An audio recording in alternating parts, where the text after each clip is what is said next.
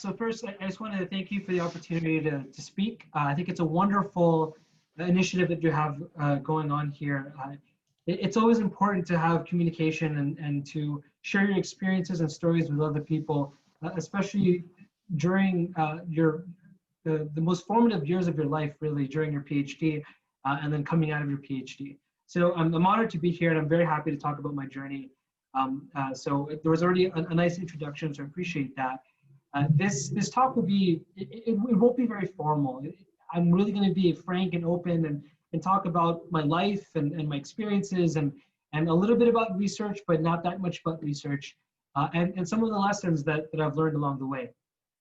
So the first thing I wanted to show is this slide, which is basically the last 7 years of my life. Everything that happened outside or when I graduated my undergraduate at the University of Windsor to today. I should say that for those of you who don't know, Windsor, the University of Windsor, is in the city of Windsor, which is in Canada on the Detroit border with the United States. So we are right on the border of Detroit. It's an automotive city. I moved to Canada when I was 5. I was born in Taiwan, but I'm Filipino. Both my parents are Filipino. I moved to Canada, I moved to Windsor, and my dad worked there in the automotive sector, and my mom just kind of worked in sort of clerk jobs, and so we never really had that much money growing up. And more importantly, if anyone followed the automotive sector throughout 2008, 2007, there was a really a huge crash in that sector. Detroit, which is the automotive capital of America, and Windsor, which is the automotive capital of Canada, really felt that pressure. A lot of that is globalization, automation. There are many factors for this, but it came to a head in the 2008 crisis, and a lot of people in Windsor lost their jobs, my dad being one of them, actually. And so the reason I bring this up is it really is an important part of my story about understanding what it's like to live through a community that is focused only on one industry.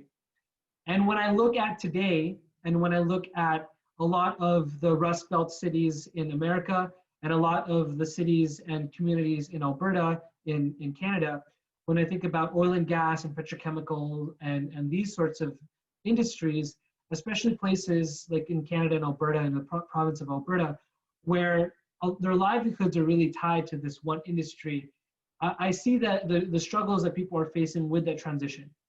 I'll talk a little bit about why climate change is important, but of course we all know it's important and an issue to address. But to me, what's even more important is how do we transition the world's energy mix from fossil fuels to renewables in a way that preserves jobs, that preserves livelihood, and that is really a transition for all and is equitable and fair. So that's kind of, that gives a little bit of insight into my motivations. I should say that while I was in undergrad, I was actually a terrible student. I hated writing exams.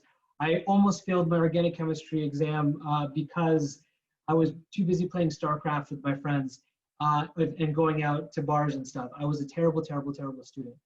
It was only in my 3rd year when I had the opportunity to start researching that things really took off for me. I never liked learning for learning's sake. Like, I never liked being told what to learn. When you study and you write an exam, you're essentially regurgitating information, and there's just so much of it in undergraduate and school. I hated exams. But research is different. Research, you're pushing boundaries, you're learning new things, you're doing something that has never been done before. And to me, that's extremely exciting. And so my life kind of really turned around in that respect when I discovered research, and my grades went from like B-, C+ to A+ in the span of like a year. Because I then looked at, okay, I need good grades to get good scholarships so I can go do research, and research really ended up becoming my passion. So Windsor is a small city, and there isn't really much opportunity there. I told you it's focused around the automotive sector. That sector was dying. I knew I had to get out of that city. And so I moved to the University of Ottawa for my master's, where I worked with a professor focused on computational simulation, actually, for CO2 capture materials like metal organic frameworks, porous materials. I was doing a lot of simulation work, density functional theory, grand canonical Monte Carlo simulations, this sort of thing. And that was my first. It was a really successful. I should say, in my undergrad, I also was able to publish a couple of papers, first author papers in my undergrad, which allowed me the opportunity to go do my master's. And if there's one theme throughout my talk, it's that little accomplishments add up. It's kind of like compound interest. When you start getting papers and publications, my first publication was in like JPhysChem C or something. And now I have like over half of my publications are in like Nature or Science Family or something. But it really is about it's a compound interest, and if you start early, they add, and you concentrate, they add up. So I was at the University of Ottawa doing my master's, and I'll talk about this a little bit later too. But well, it was a successful master's, and I had a couple of first topic publications, and the relationship with my mentor wasn't great. He was very much a method development guy. In computational chemistry, there are kind of two kinds of people. There are people who like method development, who love equations and code and all that stuff. And then there are the people who are much more on the application side. I'm an application guy. I could care less about like whether you were able to do a calculation at 20% faster, or were able to get your root mean error down, by a certain factor. I don't care. I care about what are these tools being used to accomplish and discover.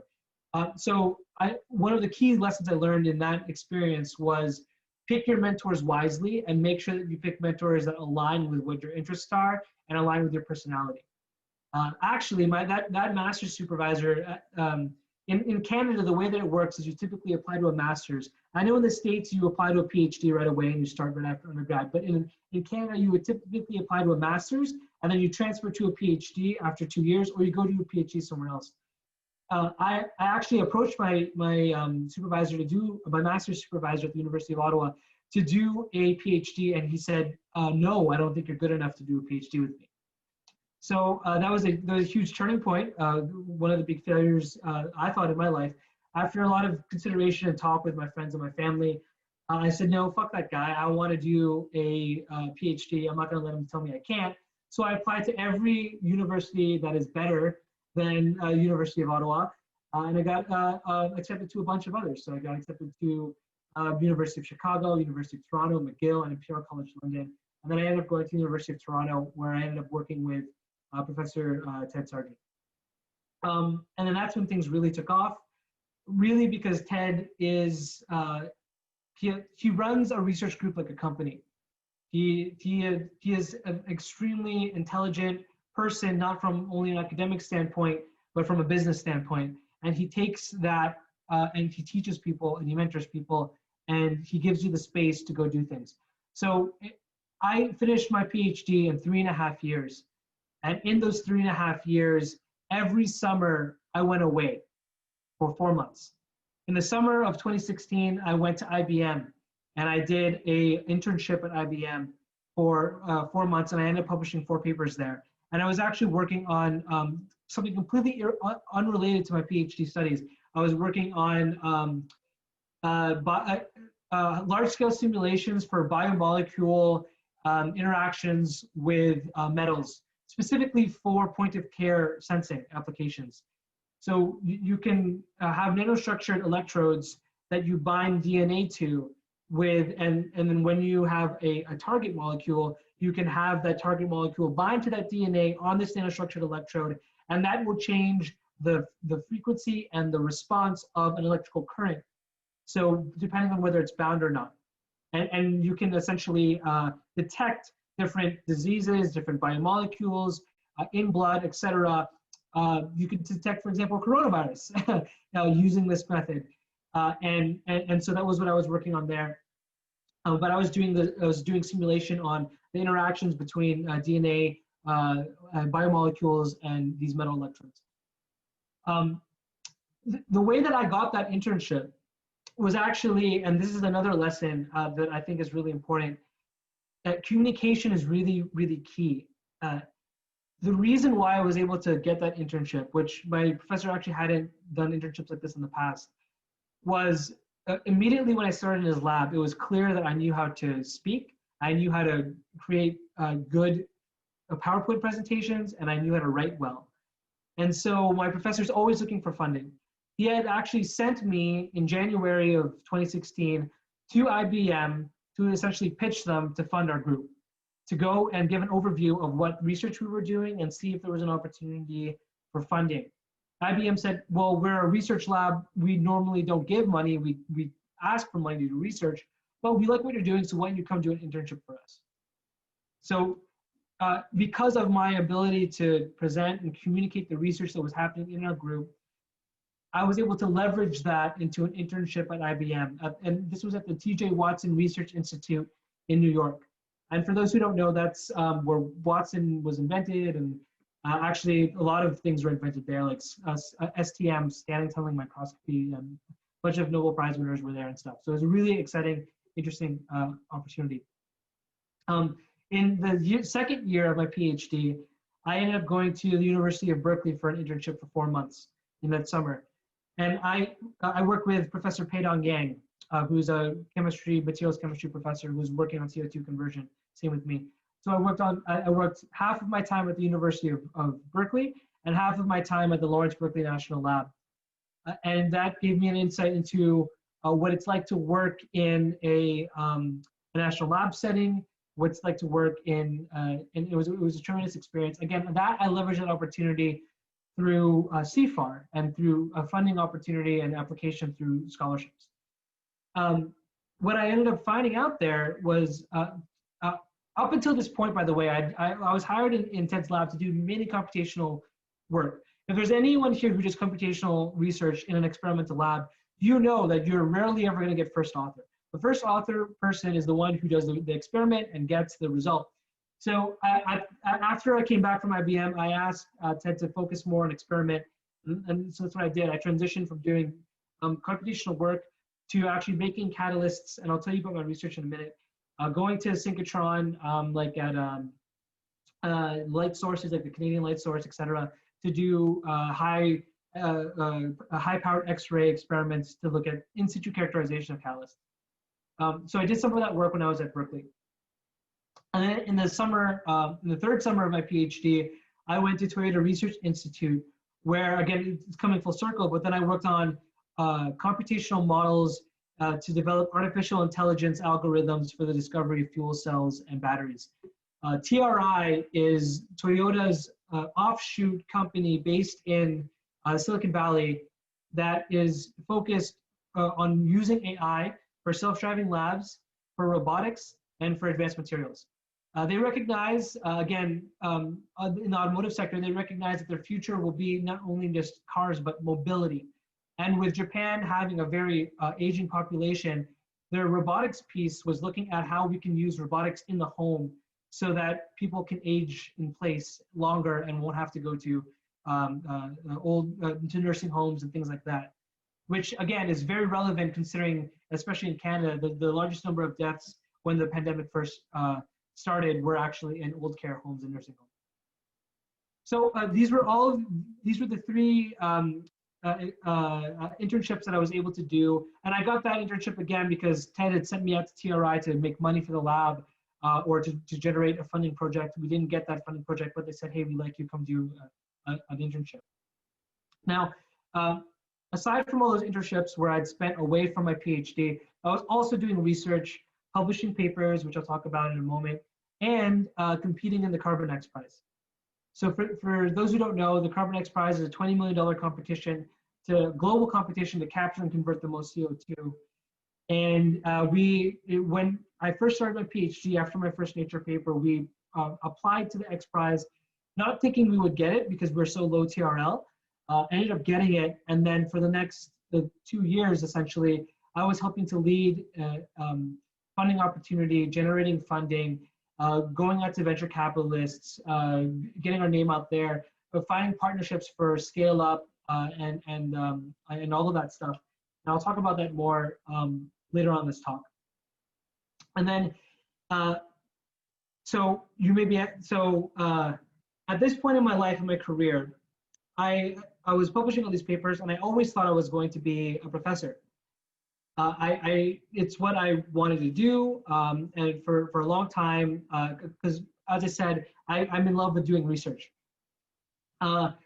But I should say, so I've been with my partner. We've been together. We met at the University of Ottawa. We've been together for 7 years, and she's an operating room nurse at Sick Kids Hospital, which is a pediatric hospital here in Canada. It's the best children's hospital in Canada. She loves her job. Her family's here in Toronto. We had a conversation, I think, when I came back from Berkeley, about what our future meant together, and she wanted to stay in Toronto. And all of you who are academics, which I think the majority of you are, know the two-body problem. And it's in different varying ways for each of you, but relationships are really important. And she wanted to stay in Toronto, and if you want to become a professor, you have to go to a postdoc somewhere, like in Germany or something, and then reapply, and you never know where you end up. And you don't really have a choice. It's where the opportunity is, and you have to kind of give up that part of your life and then just go where you land. So I decided that I wanted to be with her more than I wanted to be a professor. And I talked to a lot of people and a lot of mentors in my life about this. And they had always said they knew people who had a choice between career or family or career or personal life. Those who chose career were never really happy, because when it comes to career, you can have both, but if you're focused only on ambition and career, you're never really fulfilled, because the point of it is you want to go higher, faster, better. But you can get fulfillment in your personal life, with your partner, with your family. That's the whole point of them being there. And I can honestly say that I would not have been as successful as I was if I didn't have a strong support network in very close friends that are not scientists, by the way, and my partner. So at this point in my career, towards the end of my PhD, I had to figure out, well, what am I going to do with my life? My identity was I was always going to be a professor. I was working on this carbon X prize thing, and I thought, well, maybe we could turn that into a company. Actually, before that, I should say, I was thinking, like, well, what am I going to do with my life? Like every other PhD person who decides they're not going to go in academia and are ambitious and talented or whatever, I was like, oh, I'll go into consulting. So I got interviews at like BCG and McKinsey and Bain and all these places. I went to final rounds of interviews and I wasn't offered a job. And so that's the second kind of big failure, quote unquote, in my life. And consulting does a really good job in recruitment in making you feel like consulting is like this amazing thing, and they really make you feel like you want it. And it's actually quite beautiful the way that they do it. And there's an elitism about it, and so I was pretty caught up with that. And then I thought, well, why did I want to go into consulting? And during the interview, they asked me, like, why do you want to go into consulting? And I said, well, I want to develop the skills I can put in my toolbox so that one day I can be an entrepreneur and run a business and be a CEO or blah, blah, blah. That was just like a canned response, a valid one. And then I thought about it deeply, and I said, well, why not? Why don't I just do that?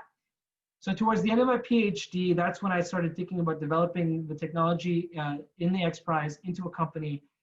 I got into Creative Destruction Lab, which is a tech startup incubator.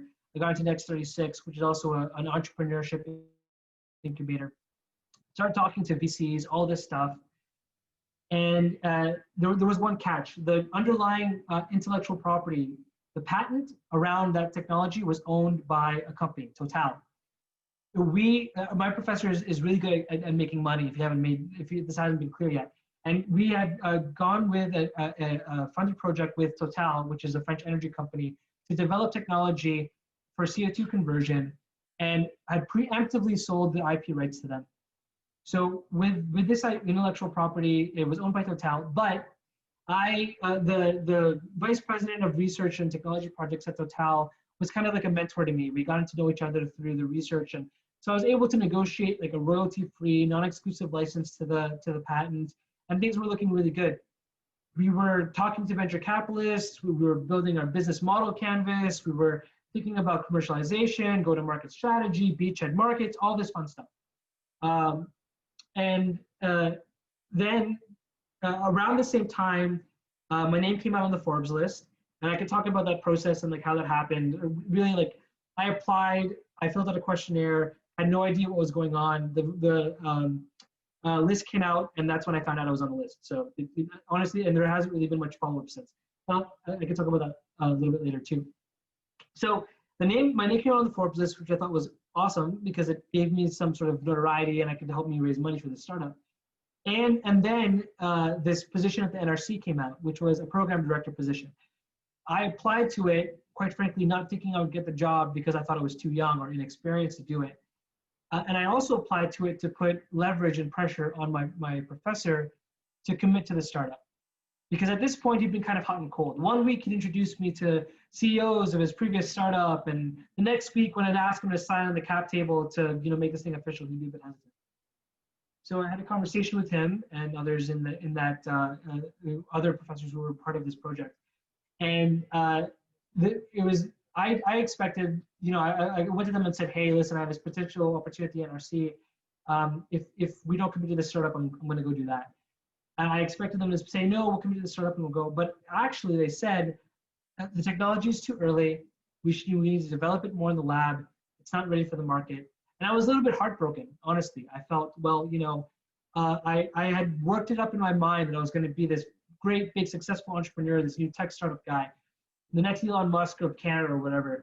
And that didn't happen. And they offered, be a postdoc with us and continue working in the X Prize. And in my mind, I was, well, if I'm going to work with you, I want to work with you as a partner in a company, not for you as a postdoc. And so I moved on to the NRC. And now I've been at the NRC for about 1.5 years. And it was interesting because being in a company, you can be as agile and you can do whatever you want, but you're broke. And now I'm at the NRC where I have $57 million of funding, but it's such a large organization. It takes time and there's a lot of process you have to go through to get things to go. So it's been sort of two opposite sides of the technology development spectrum, which has been tremendously interesting for me, to amazing growth opportunity. And what I do at the NRC now is, and I'll talk about this later as well, is I develop, my program is focused essentially on all the work I did in my PhD, so CO2 conversion, hydrogen production, and AI for materials discovery. And I'm involved with a bunch of different organizations, and I'm living my best life, and I'm really, really happy. But the reason why I'm giving you this this spiel before I even go into any other slides is I want to give everyone the sense that your journey is not predetermined and it's not clean. My journey was never clean, and there was a lot of failures along the way that you don't see and you don't hear about, but they shaped who I am. And every choice I made because of either because an opportunity didn't work out, or I did it for personal reasons, or other things. And I may look like super young and super successful, but no one gets to where they are without the support of others. And if it wasn't for the support of my friends, of my mentor, if it wasn't the support of my professor to give me those opportunities to go out to the world and sell his research, I wouldn't have gotten those internships. If he didn't give me the opportunity to go to participate in the X Prize, I wouldn't have gotten on the Forbes list, and I wouldn't be where I am today. So that's the preamble before I even talk about details on my journey, and now let's dive in each of the different chapters. Okay, so chapter 1, the scientist.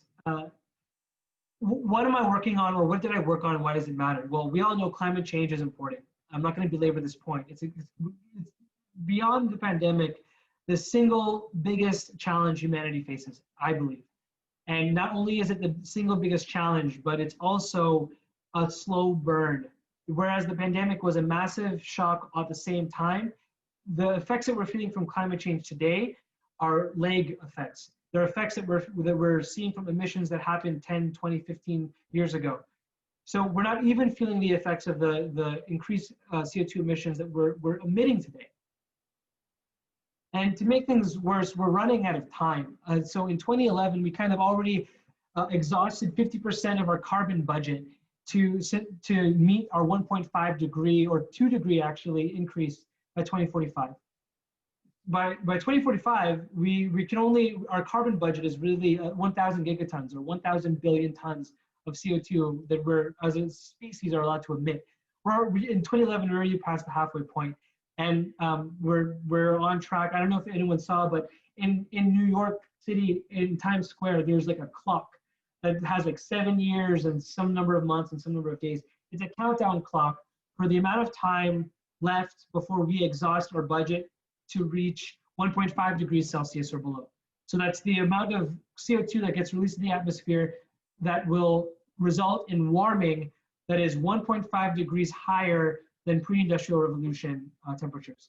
So we're already 7 years away from 1.5 degrees, and we're probably much further away, or much closer, I should say, to 2 degrees by 2045. So things are not looking good. That being said, there is some good news. First is that renewable electricity is getting cheaper and more affordable. It's really been an exponential decrease, as you can see here, an exponential decrease in the cost to manufacture solar cell modules and therefore solar cell electricity prices over time. At the same time, the world's energy supply and renewable energy particularly is abundant. The figure on the right, that big yellow box, is the amount of solar energy captured by the Earth yearly at ground level.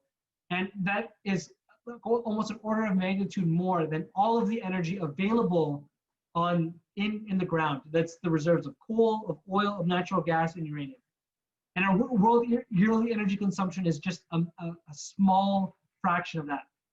So we have the opportunity, we have the energy, renewable energy is abundant and it's cheap and it's becoming cheaper. And of course, the issue with it is intermittency, it's energy storage, it's being able to have seasonal scale storage and all these things. I'll talk about that in a second. But at least we are going faster and farther with renewables.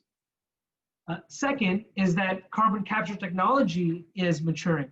So when we think about this from the supply and demand side of CO2 emissions, well, we're decreasing the supply side because we're increasing renewables. And at the same time, on the demand, we're actually able to capture CO2 more and more. So this is a picture of the Quest carbon capture plant in Alberta, Canada. It's one of the few large-scale capture. Not only have they been able to capture 1 million tons of CO2 annually, but they've been able to exceed the amount they've been able to capture, and they've been able to do it at cheaper than they initially thought. So this first-of-a-kind plant, on nth of a kind, they're expecting to reduce the cost of this plant by 20, 40, even 60%. So the carbon capture is maturing, and that's good news. We have an unsolved problem, which is renewable energy is intermittent. What do we do when the sun does not shine? What do we do when the winds are still? And you can see on the right-hand side, the blue curve is the energy consumption. So morning demand, evening demand, when we're watching Netflix at home or whatever at night, doesn't necessarily match up with when we can get peak production, for example, solar. And what we can do, is store that in batteries, but batteries are only useful for hour-to-hour, day-to-day storage. What we really need is long-term seasonal storage, so we can capture energy in the summertime, and in cold climates like in Canada, we can then use that in the winter for example, heating our homes. And so we can do that with hydrogen and electrolysis, or we can do it with CO2 and renewable fuels. Another issue is that even if we were today to get rid of all fossil fuel electricity production, that would only account for about 30% or 40% of the world's emissions. The reason being is that CO2 emissions and fossil fuels are needed for a range of things: construction materials, plastics and consumer goods, fertilizer, pharmaceuticals and chemicals. Even if we were to go completely renewable electricity, we still need transportation, we still need to fly and move freight. We still need pharmaceuticals and chemicals and plastic and the things we need to make things. And we're still gonna build. We're gonna build buildings, and concrete, for example, and cement is what, like, they contribute to 1% of the world's CO2 emissions, or even higher. Fertilizer is like 1% of the world's CO2 emissions, right? So these are massive, massive problems that even if we solve renewable electricity, we're still gonna have CO2 emissions, and we still have to deal with that. And on top of that, we emit globally around 14.2 gigatons of CO2 per year. So if we were to assume that there's 1 million ton per year carbon capture plant, that Shell Quest plant I showed earlier, that means we need 14,200 carbon capture plants to offset the amount of emissions we emit every year, and we need them now, right? So that's another unsolved problem. Now, nature, of course, has a solution for this, and it's been doing this for years and millennia, an elegant solution called photosynthesis. So it takes in sunlight, it takes in CO2, and then it makes sugar and oxygen. It makes fuel for itself, and it absorbs the CO2. Whenever I talk about carbon capture, utilization, or storage, they say, why don't we just plant more trees? Sure, yeah, let's plant more trees. But how long does it take for a tree to grow? And even if we were to plant all those trees, it's really only temporary storage, in the sense that when the tree dies, if there's a forest fire, that CO2 gets emitted again. So we got into this mess by taking carbon from underground and putting it into the air. So logically, the only way from like a mass balance perspective that we can get out of this mess is to take carbon from the air and put it back underground, or to use it and sequester it in new ways. And so that's the idea of this electrochemical CO2 reduction reaction. This is CO2 conversion. This is the work that I did through my PhD. It's an electrochemical process split into two parts, the anode side and the cathode side. On the anode side, you have water being split into protons and oxygen. And on the cathode side, you have CO2 being electrochemically reduced to hydrocarbons, other chemicals, and water. And this is a very simplistic view of what this process is, but it's kind of like artificial photosynthesis in a sense, where in photosynthesis you have photosystem 1, photosystem 2 that takes water, splits it, and then you have like the whole Krebs cycle or whatever it is, that then takes that and then makes hydrocarbons with it, or carbohydrates, I should say. Well, we're doing the same thing, but it's in a machine form, right? And the idea is, can we harvest renewable electricity, whether it's wind or hydro or whatever, and then use that to convert CO2 into chemicals and products that we need? The biggest issue with this is that you can make a variety of different products, which makes sense, right? Like if you combust something, the carbon, the lowest energy state of carbon is CO2, so you end up getting a bunch of carbon dioxide. Well, you can also take carbon dioxide and then reverse that and make a bunch of different things. Depending on the number of electron transfer and the kind of catalyst, you can make a whole range of chemicals like carbon monoxide or formic acid. So carbon monoxide, it can be mixed with hydrogen to make syngas, and that's essentially synthetic fuel. Formic acid is a base chemical, can be used in the pharmaceutical industry and the tanning industry. Methane is natural gas. Methanol is a feedstock in the chemical industry. Ethylene is the world's largest petrochemical commodity, and it's the base of every single plastic that we have. And then ethanol in itself is a fuel. So we can make a bunch of different things from CO2, base chemical feedstocks. But the issue is producing one product selectively is still a challenge. When you use a catalyst, for example, copper, you end up getting a whole soup of different hydrocarbon products rather than one specific one. And that adds cost for separation of these products, and et cetera. And so the entirety of my PhD was looking at designing catalysts to selectively produce one product, to lower the energy barrier, do all these sorts of things. And there are lots of ways you can do this. You can alloy, you can compound, you can try to promote a specific crystal structure, you can use different solvents or electric fields. There are either intrinsic or extrinsic effects, or electronic or structural. I won't go into the details. And on the right-hand side are some examples that I did, like making gold nanoneedles to increase the local electric field, or doing heterostructure design for catalysts where you have two separate sites and a reaction from one leads to a product that goes to the reaction of another site, and all these sort of things.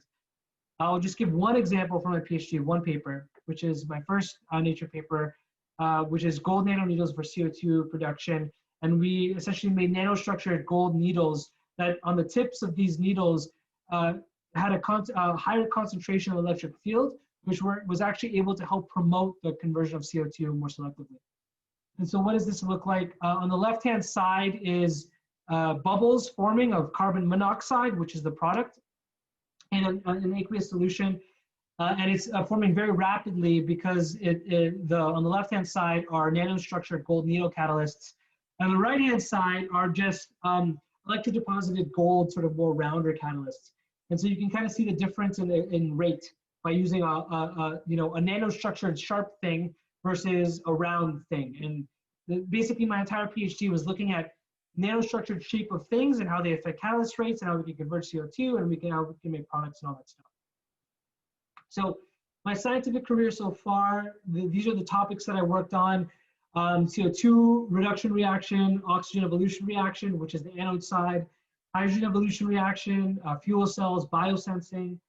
I did a lot of X-ray spectroscopy and beamline work. I did a lot of experimental electrochemistry, making catalysts, putting them into cells, all that stuff, and a lot of computational simulations as well. Published 41 publications in over those 5 or so years, including my master's. 14 of which are first author or co-first author, 18 are Nature Science Family, 3 patents, and more than 30 invited talks and presentations. But that's obviously a lot more now because of the role that I do at NRC.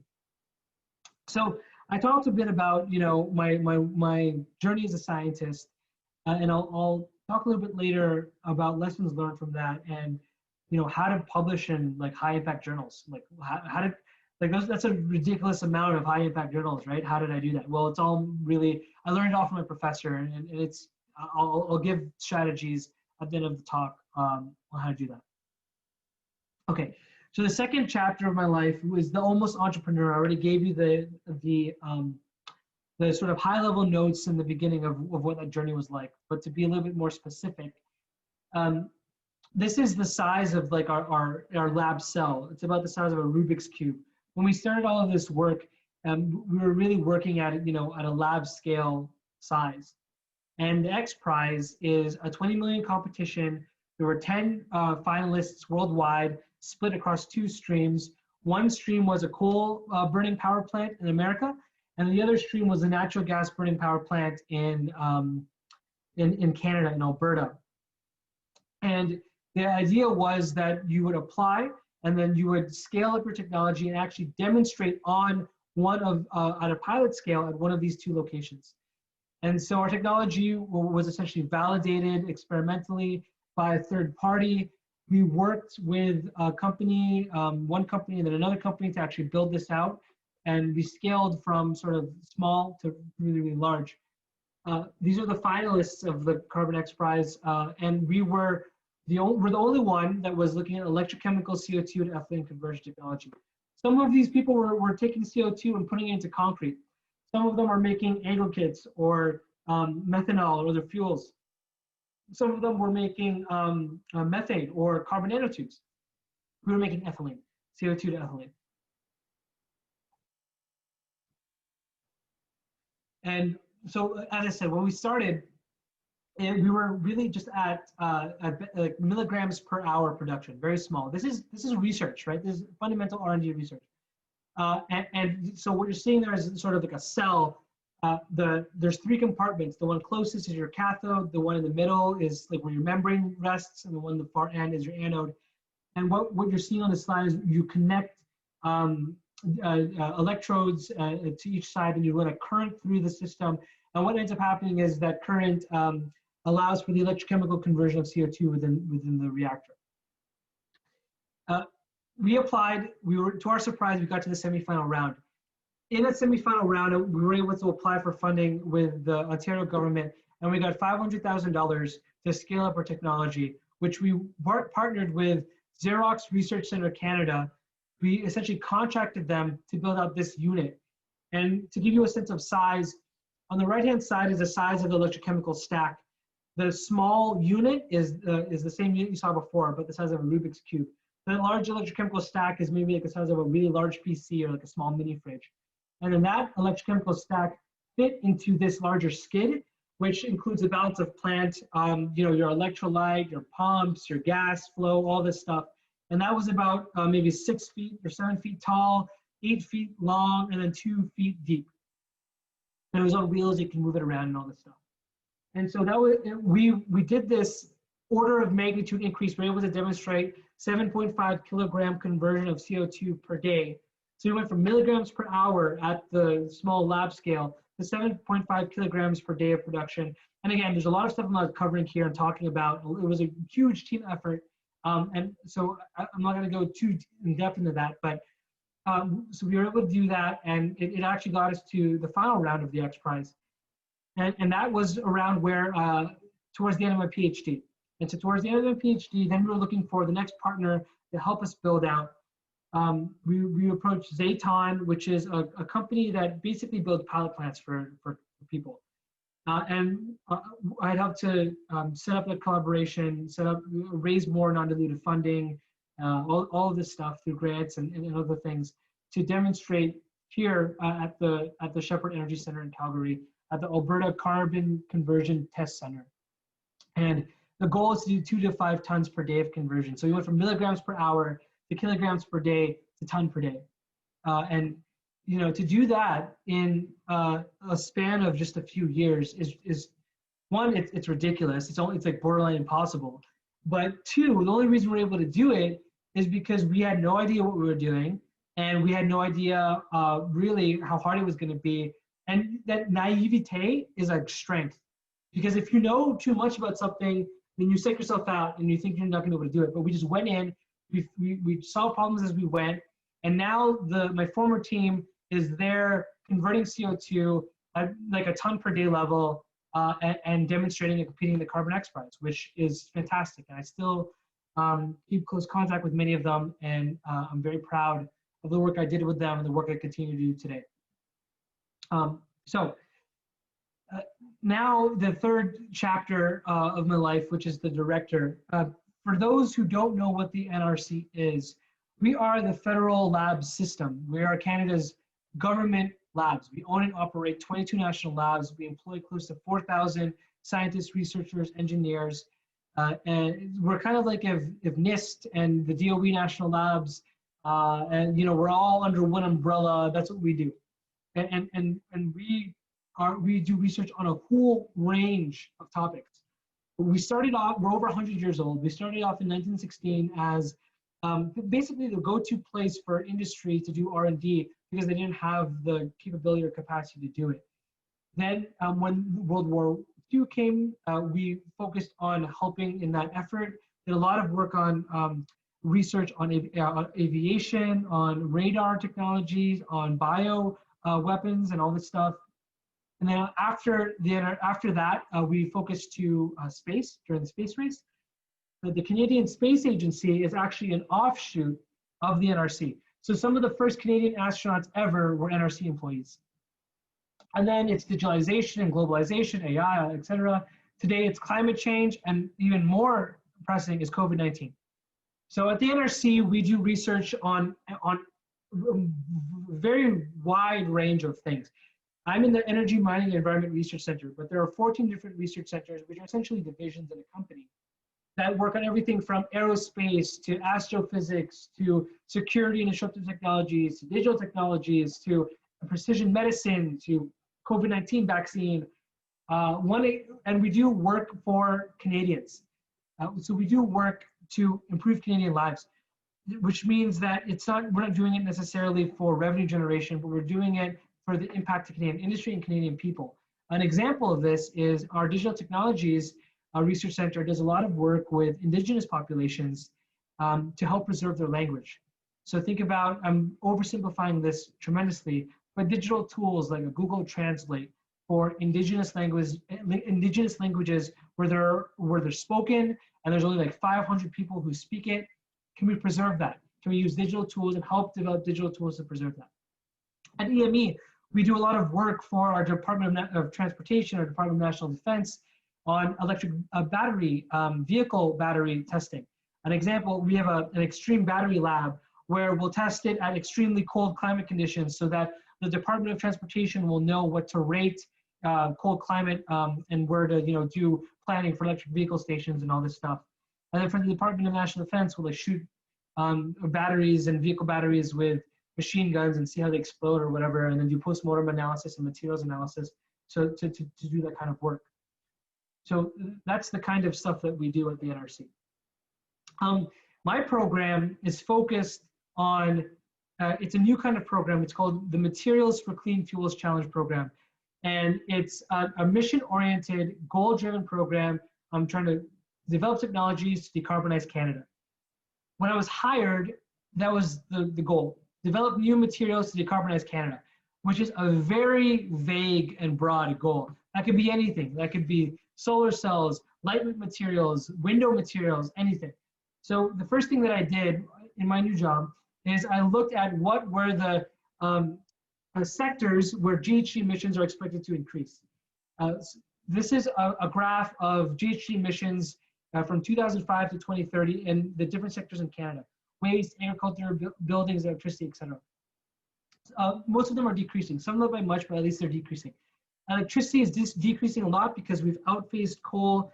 Canada is very blessed actually to have a lot of access to renewable electricity in the form of hydroelectricity. We're like the country with the world's most lakes or something. So we're about 75% today renewable in electricity generation, and it's at last 25%. That's the hardest part. But the two sectors that are increasing in GHG emission are manufacturing and petrochemical and oil and gas. And there's two main reasons for this. One, the world population is increasing, and two, quality of life, especially in developing economies, is increasing. So it's the absolute demand and value of the oil and gas, the production of the oil and gas, and those energy products that Canada makes that is increasing because the population of the world is increasing. If we look at like a per capita emission, we're actually doing really well. Like Canada is decreasing its emission per capita a lot, but you can only out-efficient your way to a problem. No matter, fundamentally, using fossil fuels will generate CO2, no matter how efficient you are. And so I was looking at, my program is focused on addressing these sectors and looking at technologies to help with those sectors.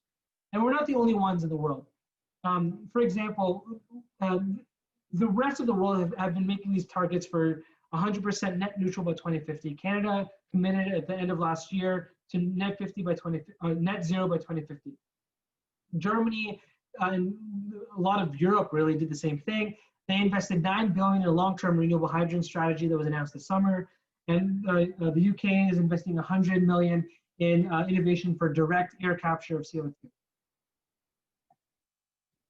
And so, the pathways to decarbonize Canada, if we think about like the pathways to do this and where are low TRL technologies where we can make the most impact, because my program is a 7-year, $57 million program, which if you think about it, like energy costs a lot of money. 57 million isn't that much in the long grand scheme of things.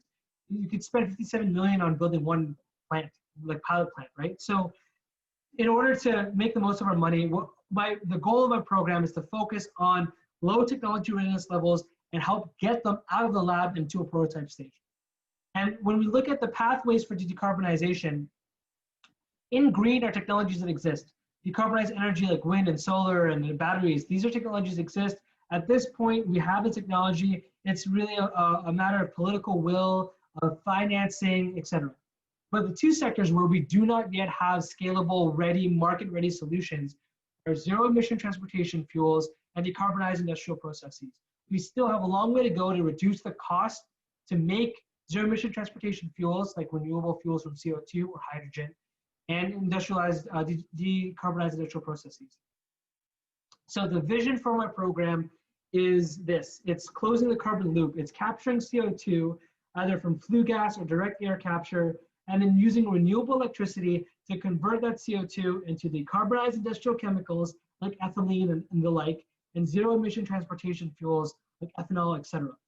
If we can, and also to use renewables and water to make hydrogen, because hydrogen is also a decarbonized industrial chemical and a zero emission transportation fuel. The idea here is to take those renewable electrons and then use CO2 and hydrogen as chemical batteries essentially, and store them for long-term energy storage. You're essentially using CO2 and hydrogen as a vector to make fuels and chemicals that you can then, once you burn it, if you're capturing it from the air, you're creating a closed loop. So the vision is, can we source the chemicals and fuels we need in the future from carbon in the air rather than carbon in the ground? That's the vision of the program. And so it's a 7-year, 57 collaborative program, which means that every project has an NRC researcher as the lead and a collaborator, so that's either an academic group or a startup company, and we're both working together to deliver on the program. So again, transformative, high risk, high reward technologies at low TRL, CO2 conversion, hydrogen production, AI for materials discovery. And the AI for materials discovery piece, we're actually building a brand new national lab in Mississauga where we're going to build self-driving labs. So essentially platforms that combine artificial intelligence, robotics, high throughput experiments, all in a closed loop, and automate that stuff away so that we can focus on the how and the why rather than so much on the doing. And so we're building a new lab. We've been doing a bunch of hiring. I'll talk about a position actually for an NRC Vancouver for the program that's out online on LinkedIn and on NRC right now. I advise people to apply to if they're interested. I'll say that in a minute. So again, challenge program. The things that we're doing in each of these, so in CO2 conversion is primarily electrochemical CO2 conversion, but we're also looking at photothermal, photochemical, biochemical CO2 conversion as well. On hydrogen, we're looking at either electrolysis, so making hydrogen from water, or a methane pyrolysis, which is making hydrogen from natural gas. And then I already talked about what accelerated materials discovery is. And the way that the program is structured is it's a funnel approach, kind of like the X Prize, where we have a larger range of projects in the discovery phase, then we decrease the amount of projects over time so that we can increase the TRL and the amount of funding per project, so that at the end we have 6 to 8 or a handful of really exciting technologies that we've advanced to the point where they can get follow-on funding or spin into a company or whatever. And these are the things we're doing: artificial intelligence, robotics, catalyst design synthesis, membrane design synthesis, etc. So I'm talking a lot and my mouth is getting dry, so I'm just gonna drink some water. So where are we and who are we? Today, we have 35 principal investigators, 7 of which are Canada Research Chairs, which is like a special designation in Canada with extra funding. 11 are female principal investigators. We have 14 early career researchers. And so I'm really trying to solve for diversity and for longevity. I want early career academics we're building this as a foundation of collaboration for the long term. So that was important to me. And we have a bunch of major Canadian universities: University of Toronto, McGill, University of British Columbia, Simon Fraser University, McMaster, etc. And then we also have international projects where we're working with Helmholtz Institute in Germany, with Imperial College London, with Carnegie Mellon University, University of Michigan, and the Department of Energy's National Energy Technology Laboratory. And then we're also working with SMEs, small medium enterprises or startups, like Econa Power, which is working on methane pyrolysis, or Solistra, which is working on CO2 conversion, solar gyroforming of CO2 to syngas, or Ionomer, which is a membrane company for CO2 conversion on buses in general, or SAF Plus, Sustainable Aviation Fuels Plus, which is a consortium and company that's making sustainable jet fuel from CO2. And in addition to this, I have a lot of other hats I wear, and these are these hats. So I don't know if you can tell, but I like to be very busy. And so I do a bunch of other things on the side. I like to consider these sort of like my side hustles around policy, innovation, and leadership. And each of these things, what drives me is a question. And so I'm on the OECD Advanced Materials Steering Committee. And my question that we're solving is, how can we use collaborative research platforms to accelerate discovery? So the deliverable of this is later this fall, the OECD is going to publish a policy recommendation report around collaborative research platforms, which I helped to co-author and put input into. And I provided a case study along with colleagues from, I think, 7 other countries around the world, and talking all about why collaborative research platforms are important, how to develop them, the issues to look at, like digitalization, data sharing, intellectual property, funding. So that was a very exciting and tremendously rewarding thing for me. The second is I'm an Action Canada Fellow. Action Canada is Canada's premier public policy accelerator program. And the issue I'm tackling this year is, what does the future of work look like from a place-based lens? So that at the end of it's a year program. You travel around Canada, you go talk to stakeholders, important people, and you develop a policy report about about something that's important in Canada. And our task force group is looking at the future of work, specifically in agriculture, so along that rural and urban divide, community wealth building, diversity in agriculture. And agriculture is a really interesting area because the workforce is primarily aging. A lot of them are getting older. Succession planning is a big issue. Climate change is a big issue. Automation, innovation is a big issue. access to workforce is a big issue. So it's a really rich field, and I'm about a few months into this process, and we're kind of just refining our subject matter and topic question, and we're going to start doing travel and stakeholder engagement throughout the next year, so I'm really excited about that. On the innovation side, so I talked about Creative Destruction Lab earlier, where I actually applied to and was like a venture in. And now I'm on the other side of that, and I'm a mentor. And the way that this program works is startups apply to this program, and they have these sessions, which are every sort of 2 months. And at each session, they present progress to a group of mentors who are venture capitalists or industry professionals or world-leading scientists, sort of the best of the best, the cream of the crop. If it's a voting scenario where a mentor has to raise their hand and say, I want to sponsor and see this venture continue. And every session, there has to be at least 2 ventures that get cut. So again, funnel approach. And so for this year, I'm a mentor in 2 streams, the climate stream, which is going to be based in Paris, and the matters stream, which is based here in Toronto. And the matters stream is around new materials, and climate stream is around new clean tech. And the question I'm asking is, how can we build successful, scalable, science-based startups faster? And that's everything this CDL is focused on doing. I'm also a Mission Innovation Champion for Canada this year. And Mission Innovation is an international collaboration between government ministers on the clean energy file to fund and accelerate R&D in energy. And as a Mission Innovation Champion, I'm kind of a stakeholder and representative of Canada on the international stage on how we can accelerate international cooperation to increase clean energy R&D funding. The Mission Innovation Ministerial in Saudi Arabia was hosted by Saudi Arabia just like last week or something. And I sat on a panel and I did all this stuff. On the leadership side, I still have like a very entrepreneurial bend to me.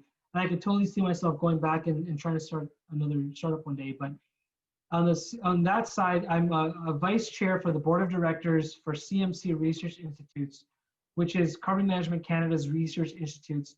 They're a non-for-profit carbon tech company. They own and operate 2 facilities. One is a field testing site in Alberta, where they have a bunch of old oil wells that they do shallow storage of CO2, and they do research and development to see how that, to monitor that CO2 shallow storage. And then they have another site in Vancouver where they do carbon conversion, acceleration, and testing. So they have like a flue stack simulator and all these things. So startups will come and they'll test their technologies on more sort of real world conditions. And so I'm on the board of directors on that as the vice chair. And we just did hiring. So we just hired a new CEO. We just filled out our board. So it's a really exciting time. And that gives me an insight into kind of the industry side of things, and especially on sort of the leading edge.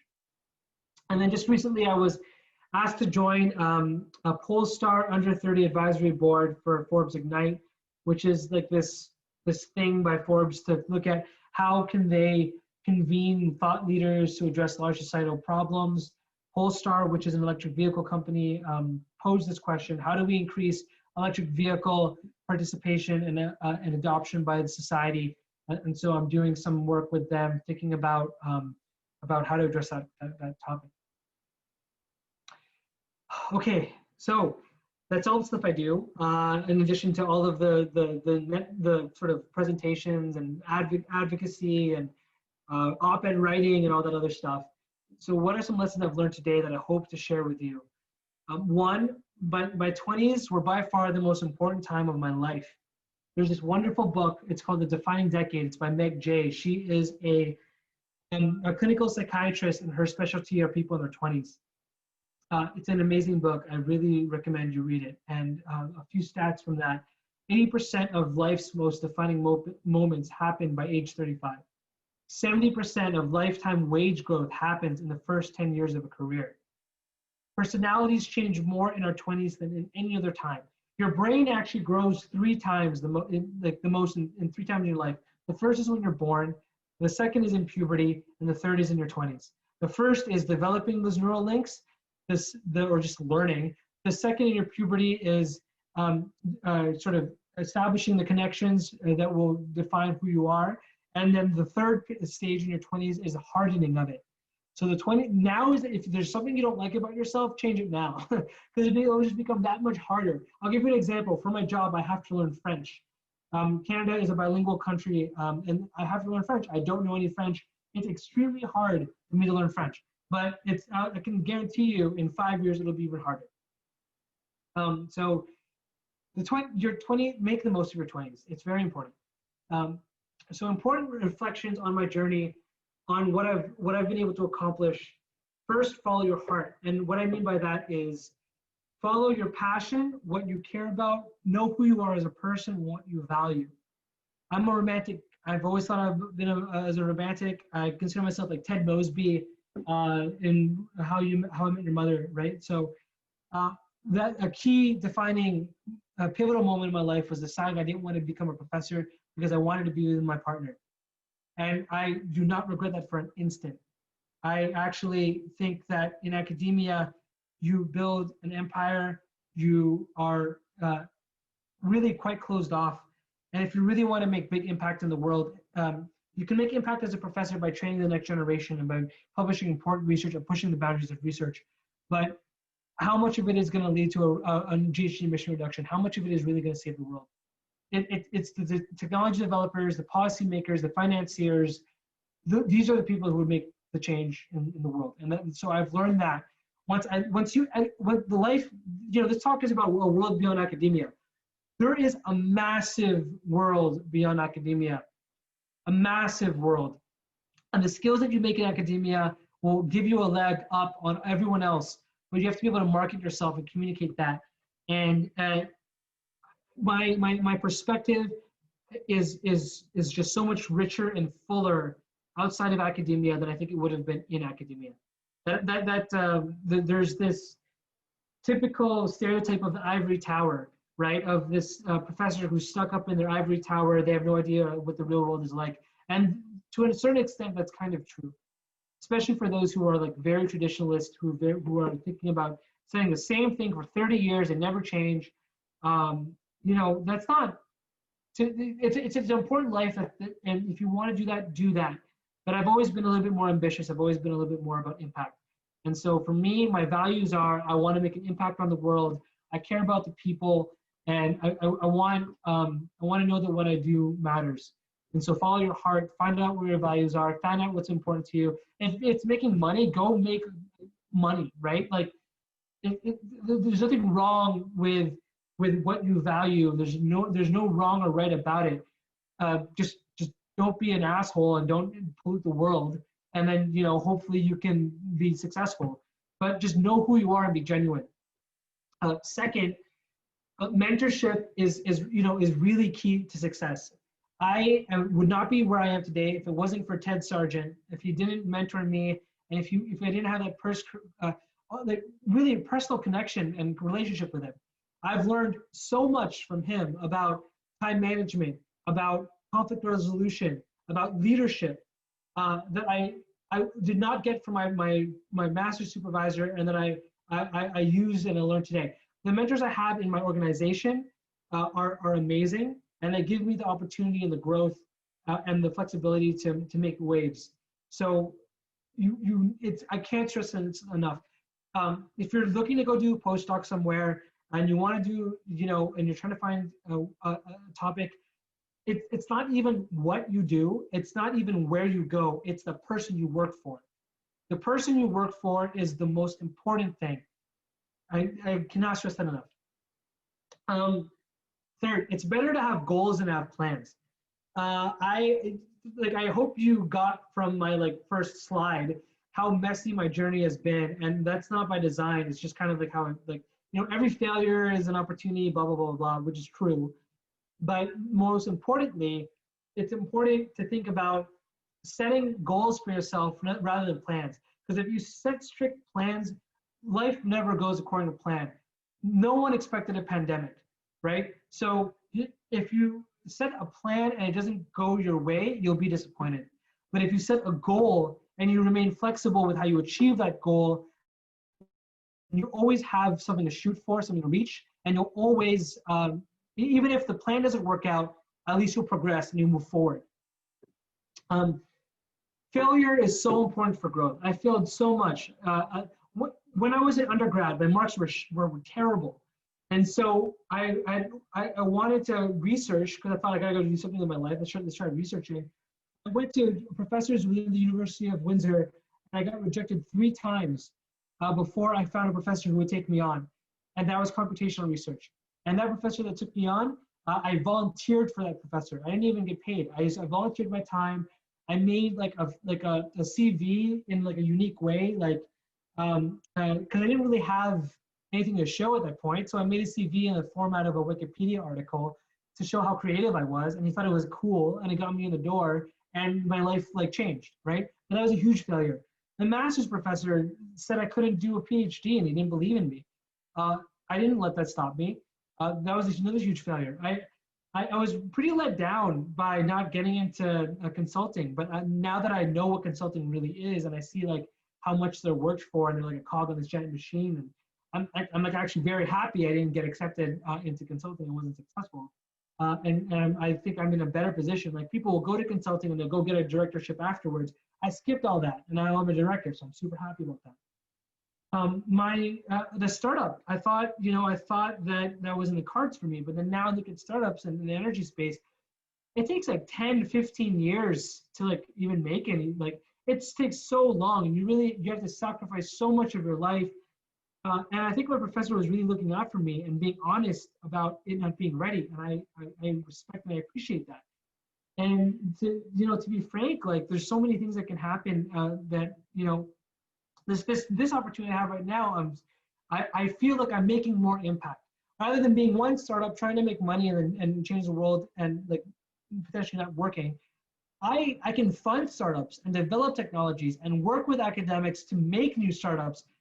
So in a way, it's like a more abstract and hopefully more impactful role. And the access I've had to senior officials and CEOs and companies and all and boards and all this stuff, it's just it's incredible. It's really incredible. And then lastly is shoot your shot. Like never think that you can't, never not apply. When I actually applied to the Forbes list after my first year of my PhD, when my first Nature paper came out, I thought, oh, I got a Nature paper. I'm so awesome. I'm gonna go apply to the Forbes list. Obviously I didn't get it. Like that was nothing. Then in the third year of PhD, I applied again, not thinking anything of it, just thinking it'll be fun and like why not? And because we had advanced a little bit further than the X Prize, and I got it. Right? Like I applied to a bunch of universities in my going from my master's to my PhD, and I got it. I applied to not millions, but so many scholarships, etc. that I didn't think I was qualified for, and I got it. I applied to this job where I'm a director at a national lab, where I really did not think I was qualified to do it, and I'm killing it. I'm honestly killing it. And you know what? Just like apply. Like you never know what's gonna happen. So don't shoot yourself in the foot by not even applying. Yeah, so that's kind of the end of the presentation portion. I'm happy to answer questions. I hope this was useful for you. Again, I know this is being recorded, and then like I apologize to like anyone out there who is offended because I swore or whatever, but I'm very passionate about explaining my story, and I think it's important that people know who I am as a person, not just my accomplishments, and who I am as my failures, not just my successes. So thank you again for listening, and I hope you have some questions that you want to go through.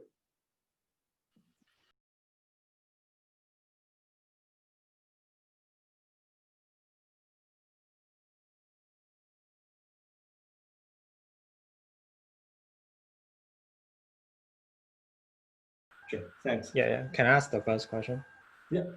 Yeah, hi Phil. I'm Shen Chen. So your long talk definitely is wonderful, and your experience in academia and outside academia are incredible, and you have achieved many things. So I think I have a little bit similar backgrounds as you did. Like I graduated from my undergraduate in China, but and also in undergraduate I work on perovskite photovoltaic materials and did some research, but I didn't I didn't game, I didn't like go to a good PhD school in the next stage. Instead, I went to another top university in China to hone my research skills and waiting for applying for better university, PhD university. After 2 years in the Peking University, where I honed my skills, I applied for the PhD, but I didn't pass but I didn't have one school to accept me. So sorry to like, interrupt, Chen. Could you condense that to your question? So what is your question? okay. Yeah. So right now, yeah, and so right now I'm in a master's university. I'm a master's student right now in America, and I'm still applying for the PhD in the future. So would you like to give me some suggestions? Yeah, sure. I mean, yeah. So maybe in general, I'll give some suggestions about how to like get a PhD or go to a good school. And I should also preface this by saying that these are very unique times, and a lot of, and unfortunately, it's also very political times. So I'm just going to call it like it is. Unfortunately, relations with China and Canada and US are not at the best they've been. And there are, especially in America, there are a lot of universities who are, you know, not necessarily scared to hire Chinese students, but are worried about whether change in political or policies will mean that if students go visit their families in China, which they absolutely should and have the right to do, they won't be able to return, right? So there's a, you know, I don't want to get too political because I work for a government, and I don't want to, you know, so I'll preface this by saying, but these are absolutely just my views and my views alone, and not the government of Canada. But it's really uncertain right now. There's a pandemic, there's political uncertainty. It's really hard. So I'll say that first. Secondly, you know, it's getting into a PhD is really, there's so many people who want to do it right now because the job market is so terrible. So one of the best things you can do when the job market is bad is go back to school and develop more skills. So my main advice would be, see if you can apply for funding. That when you go to a university, you already have funding in hand or a scholarship that you've won. Highlight the scholarships that you have done. Highlight your research experience. Go to schools that may not be the most prestigious, but you know that are good. Go to Canada. You know, there are a lot of great universities in Canada, a ton, and they're always looking for PhD students. So you know, don't limit yourself, and don't think just because you can't get into like the best PhD program in the world that you're not going to be successful. That's not true. And don't limit yourself to only applying to one PhD program. That a key lesson, another lesson I learned is it's a numbers game. It's a volume game. Apply everywhere and anywhere, and something will happen. So that's I should say, like the university I applied to for my PhD, I had a ton that didn't accept me. Like every major Ivy League school, like MIT, Stanford, Berkeley, blah blah blah. None of them accepted me. But I don't care. Like my life is fine. So just, you know, apply everywhere. This is my main advice. Cool. Yeah. So you have a follow-up question, right? Yeah. Like so I think right now I'm very close to the PhD program, and what's your suggestions for PhD candidate? Like what's a suggestion? Like what do you mean by that? My suggestion for a PhD candidate? How do we maximum the efficiency? How do we achieve more? Just general advice for someone doing their PhD. Okay, I'm gonna be very quick. One, find a good mentor. Two, read a lot of papers. Like read a lot of and really understand and read them. Like even papers that don't relate to what you're doing, because you'll learn a lot. Talk to a lot of people and be very collaborative. Do not be guarded. I absolutely hate groups and universities and professors who think that their ideas are the most important thing in the world, and you're not going to solve anything by keeping everything inside. Like, no, don't do that. So that's my main advice. Just be open, be collaborative, learn a lot, talk to a lot of people, try to publish things as much as you can, write a lot, and just, yeah. Okay, thank you. Great. I know I ask a question? who is speaking? Is it Mark or Bing Bing? Yeah, I'd like to ask a question if you got time. Sure. So yeah, thank you so much for your talk. I'm interested in the energy sector in Canada. So you're an expert in the field. Could you talk about the outlook about these climate change related enterprises and what type of growth and what are some of the possible revenues that you are projecting? Yeah, so the growth in the renewable energy sector in Canada is going to be massive, I think. It has to be. So we're definitely, it's hard because currently Canada's energy sector is predominantly oil and gas and petrochemical, right? So one of the big things in Canada we're thinking about is how do we transition that sector? Clean hydrogen is an opportunity that we're really looking at because you can make hydrogen, carbon capture, storage with it, and then you can utilize all of the fossil fuel resources that already exist. So I think hydrogen is going to be a massive opportunity, especially because Canada can export to Japan and to Europe, where they're expecting to be huge hydrogen users. Sorry, my phone is just in the background, but I'll ignore it. Okay, so there's that. Then right now in Canada also, it's a really good time for a startup company in hydrogen, in clean energy.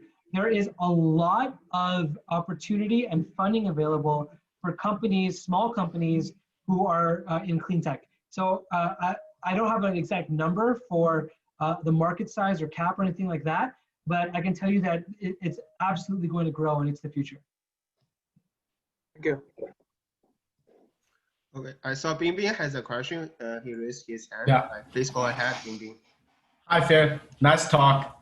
I have a very emerging question actually for the in representative of the audience.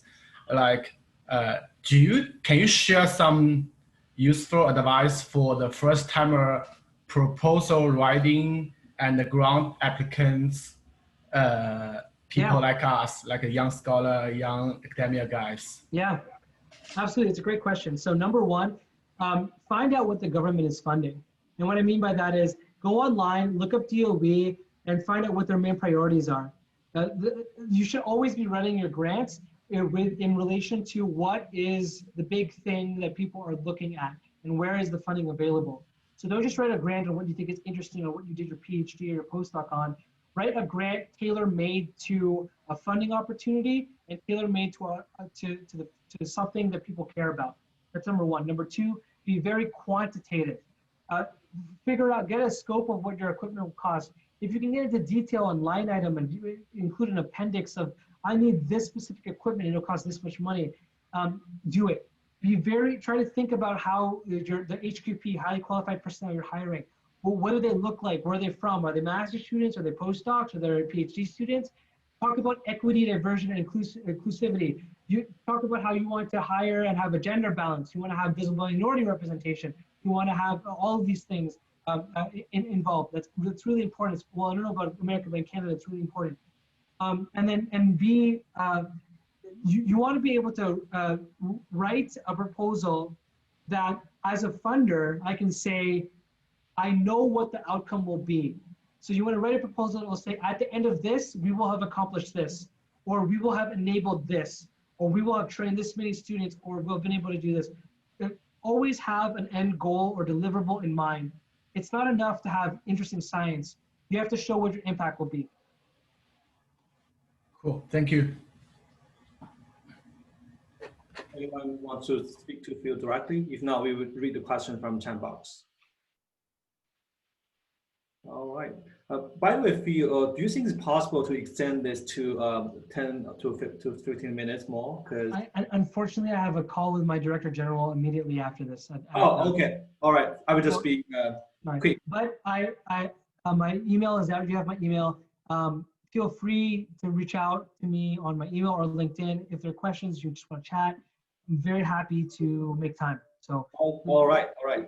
Yeah. So I will just like some questions. So one of the audience was asking so what do you think make you so good at communication and give you such resourceful ability and entrepreneurial personality? So that's the question I think will benefit to all of us. Yeah, no, a lot of it is your personality, honestly. A lot of it is like who you are, but there are things you can train and there are things that you can learn. Mm-hmm. To be frank, in high school, I was in a drama class, I was in debate team.